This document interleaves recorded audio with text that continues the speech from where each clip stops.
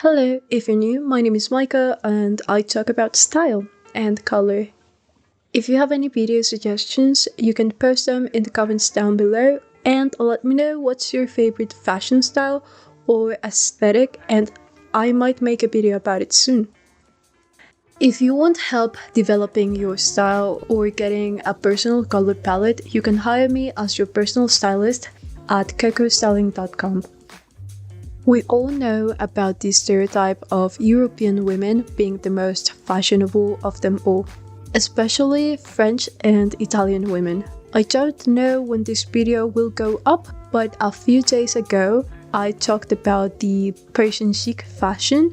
Here's the video if you want to know more about it. While the Parisian chic aesthetic stands out for being effortlessly fashionable, Italian fashion stands out for being bold and experimental. Last time I talked about minimalism, but Italian fashion is more about abundance, often falling into the maximalism umbrella.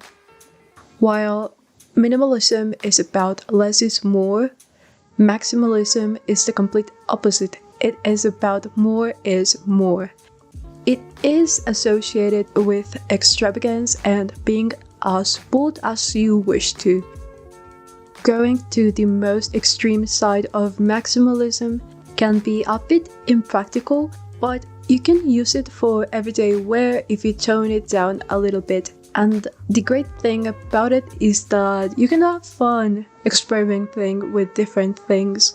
Unlike Parisian chic fashion, if you go to Italy, you're probably not going to be able to find a lot of people wearing this style because, like I said before, this isn't very practical if you're going for an everyday look. For this video, I will be talking about the style that is associated to the way Italian brands experiment with fashion.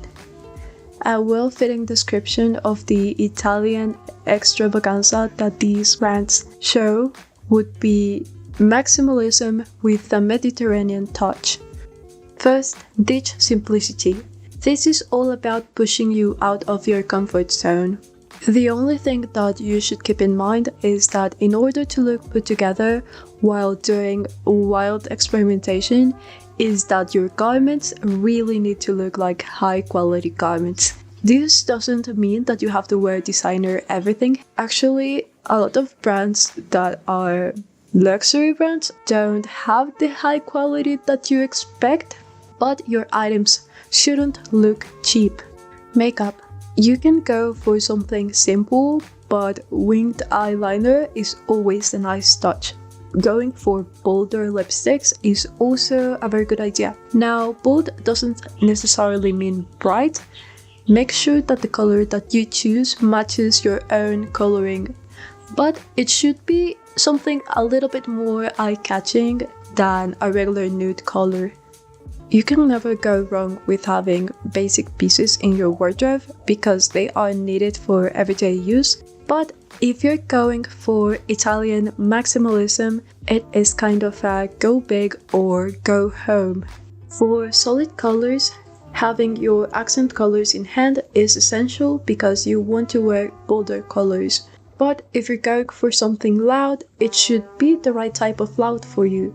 You want colors to harmonize with your features. If you want to figure out your color season, you can go to my best colors for dark skin playlist, and if you wish to skip that, I do make custom color charts. You just have to go to my website. For patterns, something very common is that they mix patterns. This used to be a fashion no-no, and it is still a really hard thing to do because you can look amazing or you can look like you just picked the first two things that you saw in your wardrobe. There's a fine line between artsy and then just looking like a hot mess. Fabrics and textures. I feel like having textures on your clothes is severely underrated. You can have so much fun with it. Even if you're wearing a simple outfit, textures can really help you level up your outfit. And if you're going for a maximalist look, it makes it easier to achieve that more is more kind of vibe. For example, silks with prints, tweed, lace, chenille, shiny fabrics, leathers, feathers, and anything you can find. A little tip would be that even if this is inspired by Italian brands, lots of African fashion brands carry items that will fit right in with this aesthetic. Volume. Just like with textures, it is underrated. Granted, playing with volume is way more complex because you really need to understand your body so that you don't get swallowed by your clothes. The art of mismatching pieces. I call it an art because it is not easy by any means. Like I said before, there is a very fine line between being creative and being chaotic. Maximalism sits right on it. A little bit more on the chaotic side, but it is chaotic in a good way. We don't want chaotic in the "what are you doing" kind of way. Details. In the Parisian, in other styles like the Parisian Chic or the classic style, details are important because they are what is going to set you apart from someone else that is wearing the same style. In here, details are again about more is more. You have bold clothes, bold prints, and now you have bold details. Essentials. This is maximalism, so the essentials are not the classic capsule wardrobe essentials because everything is bold, but I will try my best to explain a few items that can be your base when you're starting to build a maximalist closet. Something that you're going to notice is that for almost everything in this section, I will have like a basic item and then we're going to have an accent version of it. Because again, we're going for both things, but you still want to have a few options when you're going for something that is a little bit more simple and casual. First, we have the basic button shirt. This one is key because you can pair it with a lot of items. These basic shirts are great if you want to use them as a base, and then you can add other items on top of it to make your outfit a little bit more interesting. It is ideal to have like at least 2 or 3 of these tops because you can use them to build everyday outfits. If you still want to go for a maximalist look, but something that is a little bit more practical.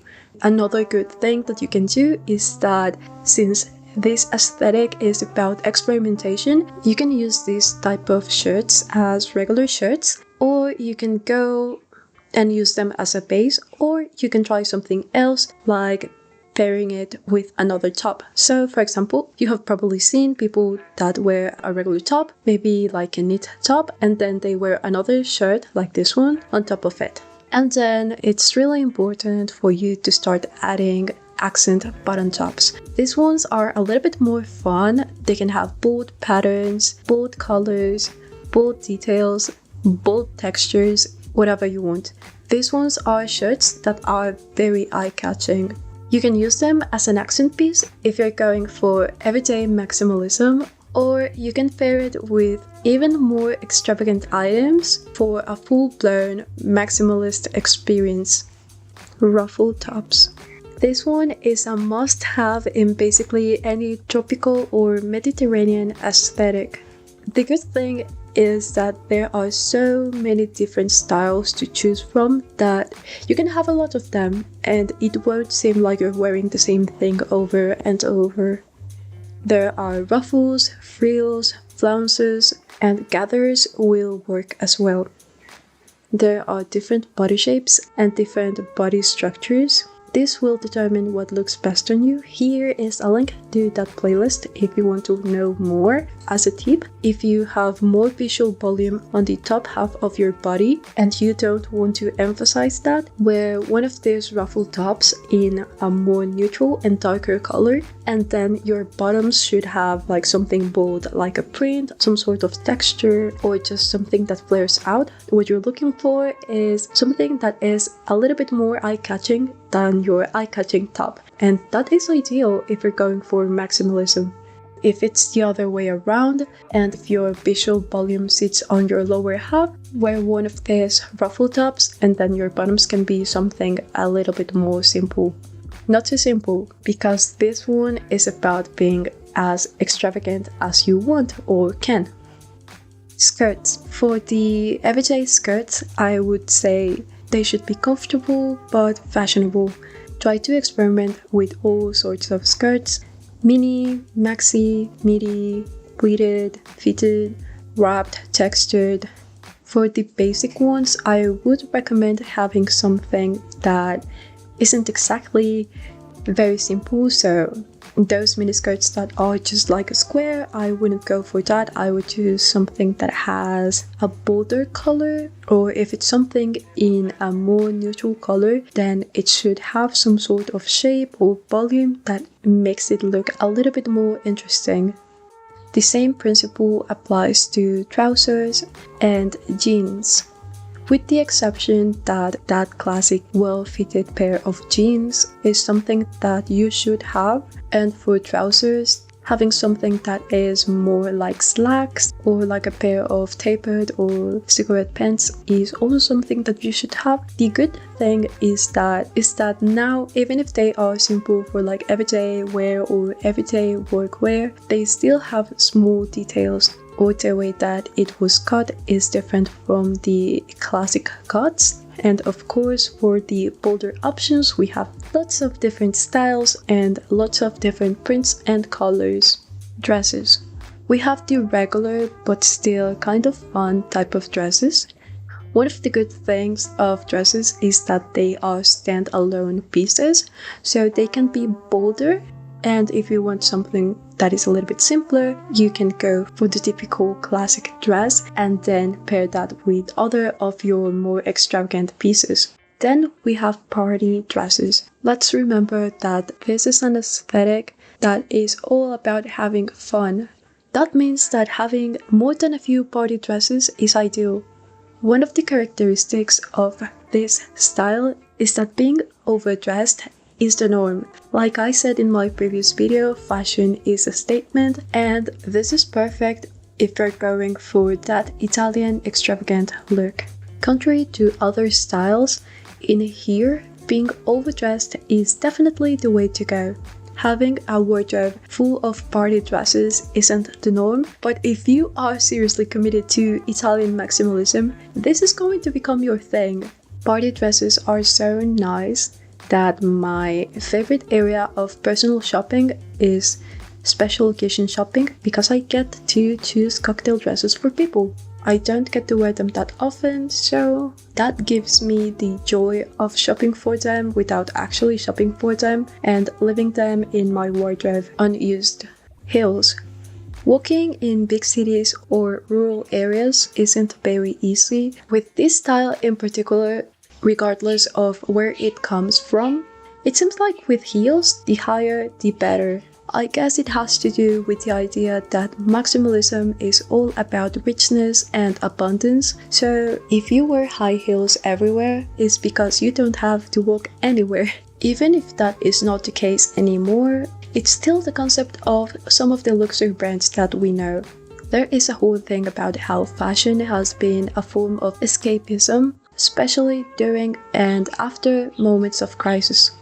I might talk about it sometime if you guys are interested, but that is more on the area of fashion history than styling. We can't all wear high heels everywhere, so for the more practical side of shoes for this style, we have wedges for higher heels, and for flats we have regular flats, low heel shoes, mules, and also sandals. But they shouldn't be just like regular nude items. They should be as detailed and ornated as possible. Outwear. Just with like everything else, you should go for extravagant pieces. A small tip for every kind of wardrobe, it doesn't have to be a maximalist wardrobe, is that you can pick a few accent tops, but if you want to go bold, you can choose jackets and coats as statement pieces. That definitely applies more than ever to this aesthetic. Accessories. Going for very tiny and dainty pieces won't do it.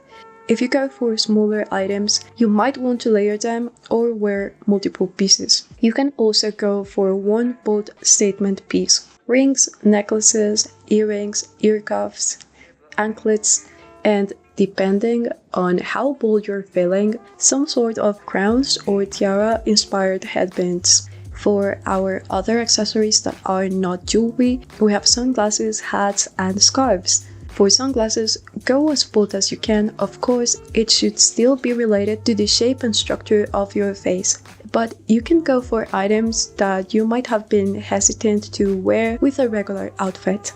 Silk scarves are also a staple whether you wear them on your neck, your hair, or your other accessories. Since hats are already extra, they can be very simple and they will still level up your outfit. Just like the other videos, you do not need a designer bag.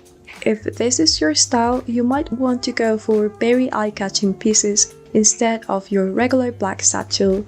Bags can get really expensive, especially if it's not a very simple bag. So it's not very functional to get lots of bags that you're only going to wear with certain outfits. If you're going for an everyday wardrobe inspired by Italian Maximalism, it is going to be essential to have at least 2 more toned down bags. Still, they shouldn't be too simple, but something that you are going to be able to wear with more pieces.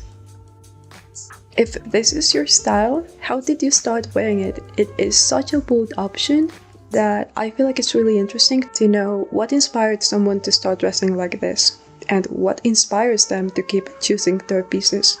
And if this is your style inspiration, how would you start?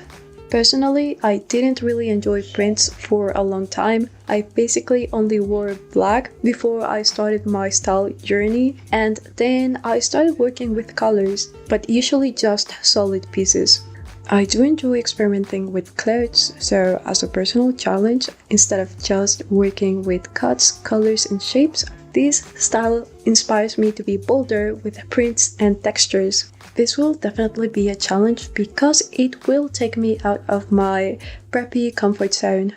Side note, if you have DM'd me on Instagram and I haven't answered, I'm very sorry. I haven't used Instagram in a long time. I'm trying to be a little bit more active, so if you want to follow me and see how I experiment with different styles, you can follow me at micah.limston, or if you want to see more style inspiration, you can go to my Coco Styling Instagram as well. If you want to hire me as your personal stylist, or if you want to get one of my downloadable style guides, just go to cocostyling.com. Have a nice day, and I really hope to see you soon.